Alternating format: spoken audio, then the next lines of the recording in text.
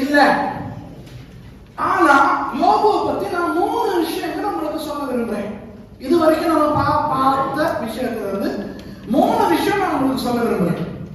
முதலாவது, யோபு நிறைய மிருக ஜீவன்களும் மந்தைகளும் எல்லாம் வச்சிருந்தார் இல்லையா? ஆகவே அவர் ஒரு பெரிய ஒரு வியாபாரி, ஒரு நல்ல எக்கனாமிஸ்ட் ஏற்றுக்கொள்ள முடியுமா?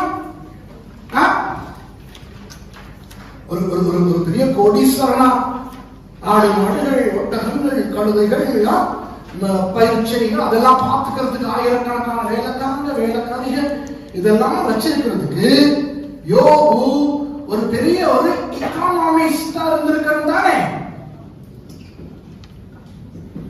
ஆமாவா இல்லையா? இரண்டாவது, அவர் ஒரு ராஜாங்கிறனால அவர் ஒரு நல்ல ஒரு பொலிட்டீஷியனா இருந்திருக்கணும் தானே? ஏன்னா எகிப்து ராஜாவோட கூட நல்லா இருந்தாலும் அவங்களுடைய நம்பிக்கைக்கு கூட இவருடைய ஒரு தாக்கம் இருக்கிற அளவுக்கு. அதே நேரம் இவரு ஒரு நல்ல ஒரு பக்தி உள்ள ஒரு மனுஷனா இருந்தாலும் நமக்கு தெரியுது தானே? ஆமாவா இல்லையா? அவர் ஒரு நல்ல எக்கனாமிஸ்ட், நல்ல பொலிட்டீஷியன், நல்ல ஒரு ரிலிஜியஸ் பர்சன். சொல்றேன் அவருடைய வம்சம் என்ன வம்சம் அப்படின்ட்டு. இதுல பாருங்க, இவர் ஒரு ராஜா. அது இப்ப நம்ம நிரூபிச்சுட்டோம் தானே? இவர் சர்வாங்க தகனப்படி எல்லாம் செலுத்துறாரு. சர்வாங்க தகனப்படி செலுத்துறாரு. என்னது?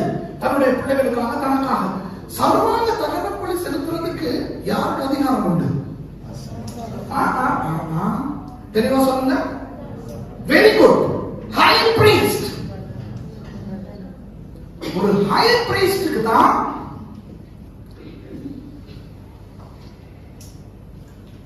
சர்வாங்க தகனப்படி செலுத்த முடியும், மற்றவங்களுக்கு செலுத்த முடியாது இல்லையா? இஸ்ரவேலனும் அல்ல, ஆனா ஒரு ராஜா, ஒரு ஹை பிரீஸ்ட். எங்க இன்னொரு ஆள சொல்லுங்க அதே மாதிரி, மெல்கிசேதேக்.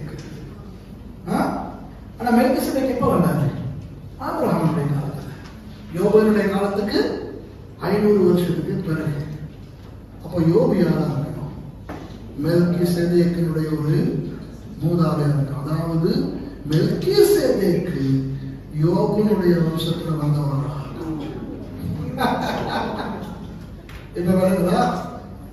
இதனாலதான் இவங்களோட பேர்களை ஆண்டவர் சொல்லவும் இல்லை, அவங்களுக்கு என்ன நடந்துச்சுன்னு சொல்லவும் இல்லை. மெல்கிசேதேக்கு பாருங்க, மெல்கிசேதேக்குடைய பேர் தெரியுமா உங்களுக்கு? அப்ப நீங்க சொல்லுங்க மெல்கிசேதேக்கு மெல்கிசேதேக் அப்படிங்கிறது யூதர்களுடைய எபிரேய மொழியில நீதியின் ராஜா.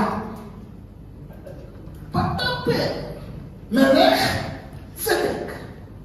ஆனா இவர் யாருடைய காலத்துல வந்து ஆபிரகாமை சந்திக்கிறாரு? ஆபிரகாமுடைய காலத்துல. ஆபிரகாமுடைய காலத்துல இன்னும் எபிரேய மொழி வேற யாருக்கும் தெரியாது. இப்பதானே ஆபிரகாமுக்கே ஸ்டார்ட் ஆகுது. இன்னும் ஆபிரகாமே அக்காடியன் மொழி தானே பேசிக்கிட்டு இருக்கிறாரு. நீங்க மெல்கிசேதேக்கை எங்க சந்திக்கிறீங்க தெரியுமா? ஆதியாகமம் 14. ஆதியாகமம் 14 ஆபிரகாம் என்ன தெரியுமா? இன்னும் ஈசாக்கே பிறக்கல. இப்பதான் லோத்தும் அவரும் பிரிஞ்சு இருக்கிறாங்க. லோத்த சில ராஜாக்கள் பிடிச்சிட்டு போயிட்டாங்க. இவர் தன்னுடைய வேலைக்காரங்க 318 பேரை கூட்டிக்கிட்டு போய் அந்த ராஜாக்களை தோக்கடிச்சு லோத்துவை காப்பாத்திக்கிட்டு வரும்போது தான் மெல்கிசேதேக் போய் சந்திக்கிறார். which means மெல்கிசேதேக்கு எபிரேய மொழி பேசவில்லை. புரியுதா? அவர் ஷாலேமின் ராஜா. அப்ப மெல்கிசேதேக்கினுடைய உண்மையான பேர் தெரியுமா? தெரியாது. யோபுடைய உண்மையான பேர் தெரியுமா? தெரியாது. மெல்கிசேதேக்கு ஒரு ராஜா, யோபு ஒரு ராஜா. மெல்கிசேதேக்கினுடைய தேசம் ஷலேம். அது இருந்த இடம் தெரியும், ஆனா ஷலேம் வாழ்ந்தவங்களுக்கு என்ன ஆச்சுன்னு தெரியுமா? தெரியாது. யோபு வாழ்ந்த இடம் ஊத்ஸ், இருந்த இடம் தெரியும், அங்க வாழ்ந்தவங்களுக்கு என்ன ஆச்சுன்னு தெரியுமா? தெரியாது. மெல்கிசேதேக்கு ஹை பிரீஸ்ட், யோபு ஹை பிரீஸ்ட்.